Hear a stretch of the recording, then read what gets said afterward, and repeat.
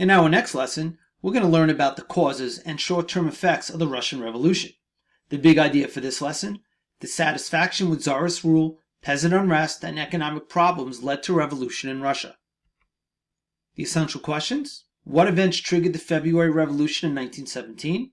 Why did the provisional government fail to keep control of Russian society? How did the Bolsheviks seize power in the October Revolution of 1917? And how did Lenin adapt Marxist theories to fit the situation in Russia? The aim of the lesson: to explain the causes and effects of the February Revolution, and to identify and describe the goals of Lenin and the Bolsheviks in the November Revolution. Words to know: Duma, Russian government set up by Nicholas II. Socialism, a political and economic theory that advocates for the people as a whole rather than private individuals, like entrepreneurs. To own and operate the means of production. Wealth should be distributed equally. Provisional government, temporary government set up by the Duma. Abdicate, when a king or monarch or Tsar gives up their throne. Intellectual, politician, lawyer, doctor, or scientist. Dictatorship, a form of government in which a country is ruled by one person. Let's set the stage. The year 1913 marked the 300th anniversary of the Romanov dynasty. Everywhere, Russians honored the Tsar and his family. Tsarina Alexandra felt confident that the people loved Nicholas too much to ever threaten him. "They are constantly frightening the emperor with threats of revolution," she told a friend, "and here, you see it yourself. We need merely to show ourselves, and all at once their hearts are ours." Our appearances were deceiving, though. In March of 1917, the first of two revolutions would topple the Romanov dynasty and pave the way for even more radical changes. Tsar Nicholas II, a weak and ineffective ruler who blocked all attempts to limit his authority. He relied on secret police to enforce his will. He could not reform the corrupt government. His decision to take personal charge of Russian forces in World War I proved a disastrous blunder. He was threatened by the rise of Marxist revolutionaries throughout Russia, and he left domestic affairs at home to his wife, the Tsarina Alexandra, while heading to the front during World War I. Tsarina Alexandra. Tsarina is just another name for a queen. The Tsarina had given birth to 4 daughters, Olga, Tatiana, Maria, and Anastasia, and a son, Alexei. She was a carrier of the hemophilia gene which afflicted many members of the royal family of Queen Victoria, her grandmother. Hemophilia is a blood disorder. Unfortunately, Alexei's hemophilia could not be treated by doctors. For some reason, the strange Siberian mystic Rasputin was able to treat Alexei. Rasputin's influence over Alexandra weakened confidence in the government and led to gossip about his relationship with the Tsarina. As a result, in December of 1916, a plan was put in motion to kill Rasputin. Rasputin reportedly predicted his own death and the fall of the Romanov dynasty with a letter he wrote. "Tsar of the land of Russia, if you hear the sound of the bell which will tell you that I have been killed, none of your children or family will remain alive for more than 2 years. They will be killed by the Russian people, and I shall be killed. I am no longer among the living. Pray, pray, be strong. Think of your blessed family." The death of Rasputin was perhaps even more bizarre than his strange life. Nobles feared his influence in the court. To get rid of him, a group of nobles lured Rasputin to the palace of Prince Felix Yusupov, which was the nephew of the Tsar, where they served him poisoned cakes and wine. Rasputin was not affected by the poison. Next, Yusupov shot him through the chest with a revolver. Rasputin fell, but when conspirators examined the body, Rasputin got to his feet and began to attack Yusupov. Then Rasputin attempted to escape. He ran outside but was shot again. The conspirators then clubbed him unconscious. After flinging Rasputin to the icy Neva River, they watched him sink. Later, the body of Rasputin, poisoned, shot, and badly beaten, was recovered from the river and autopsied. The cause of death: drowning. During the February Revolution, workers took to the streets in St. Petersburg to protest the Tsar's policies. But the Tsar's orders to crush the workers' rebellion were not obeyed by the army. Also, the Tsar closed down the Duma after it made demands for political reforms. The Duma declared a temporary committee or provisional government to restore order. As a result of the protest and the new provisional government, the Tsar abdicated his throne.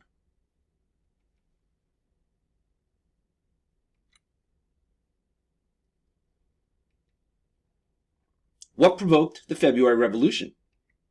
Losses during World War I, food and fuel shortages, poor decisions by the Tsar, and Rasputin's influence weakened confidence in the government.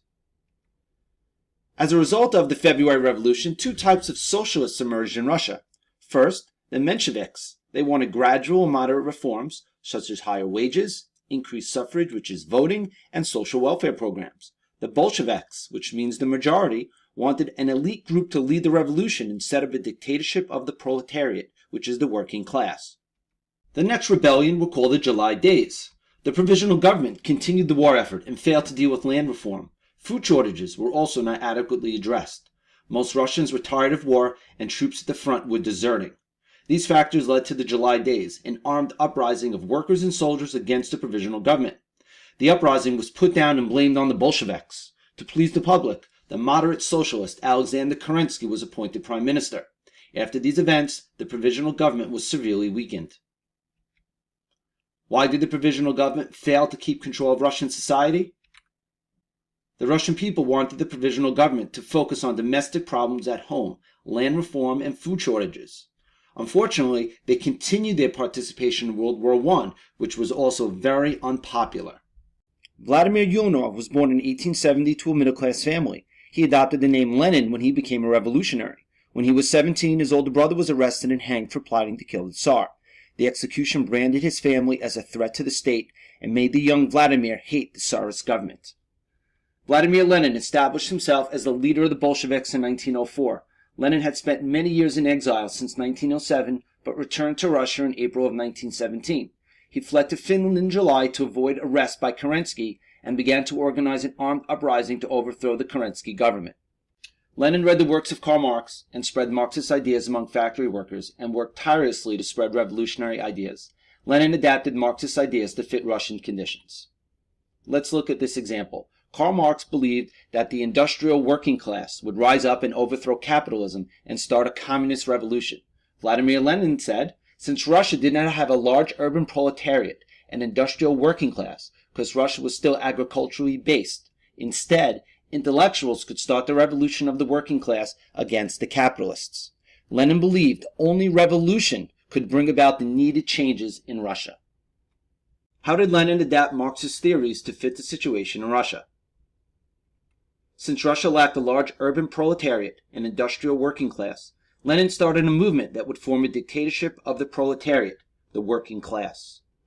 Lenin threw himself into the work of furthering the revolution. He gave speeches to hungry, war-weary Russian people with the chant, peace, land, and bread. By October, the Bolsheviks were poised to start their revolution with the support of many Russian Soviets and the unhappy members of the armed forces. The November Revolution. On October 25th, the Bolsheviks led their forces in the uprising in Petrograd against the Kerensky provisional government. For the most part, the revolt in Petrograd was bloodless, with the Red Guards led by the Bolsheviks taking over major government facilities with little opposition before finally launching an assault on the poorly defended Winter Palace. Within hours, Kerensky fled into exile and the revolution was over. The November Revolution is also called the Bolshevik Revolution. The Bolsheviks take over. The Bolsheviks, with Lenin in control, ended private ownership of land and distributed land to the peasants. Workers were given control of the factories and mines. A new red flag with an entwined hammer and sickle symbolized union between workers and peasants. On March 3, 1918, Russia withdrew from the First World War via the Treaty of Brest-Litovsk, losing much of its European territory. How did the Bolsheviks come to power? The Bolsheviks, promising peace, land, and bread, took over Petrograd and Moscow, ousting the provisional government bloodlessly. Which statement best describes the relationship between World War I and the Bolshevik Revolution? A. World War I created conditions in Russia that helped trigger a revolution. B. World War I postponed the revolution in Russia by restoring confidence in the Tsar. C. Opposing Russian forces cooperated to fight the foreign invaders. D. World War I gave the Tsar's army the needed experience to suppress the revolution. The answer is A. World War I created conditions in Russia that helped trigger a revolution. During the Russian Revolution of 1917, the slogan "Peace, Bread, and Land" appealed to many Russian peasants because this slogan, A. called for continued Russian expansion in East Asia. B. Supported an increase in the power of the Russian Tsar. C. Addressed the needs and concerns of the peasants. D. Promised to return all peasants to serfdom. The answer is C. Addressed the needs and concerns of the peasants. Let's answer our essential questions. What events triggered the February Revolution in 1917? Losses during World War I, food and fuel shortages, poor decisions by the Tsar, and Rasputin's influence weakened confidence in the government. Why did the provisional government fail to keep control of Russian society? The Russian people wanted the provisional government to focus on domestic problems at home, land reform, and food shortages. Instead, the provisional government continued participation in World War I, which was very unpopular. How did the Bolsheviks seize power in the October Revolution of 1917? The Bolsheviks, promising peace, land, and bread, took over Petrograd and Moscow, ousting the provisional government bloodlessly. How did Lenin adapt Marxist theories to fit the situation in Russia? Russia did not have a large urban proletariat and industrial working class, because Russia was still agriculturally based. Instead, intellectuals could start the revolution of the working class against the capitalists.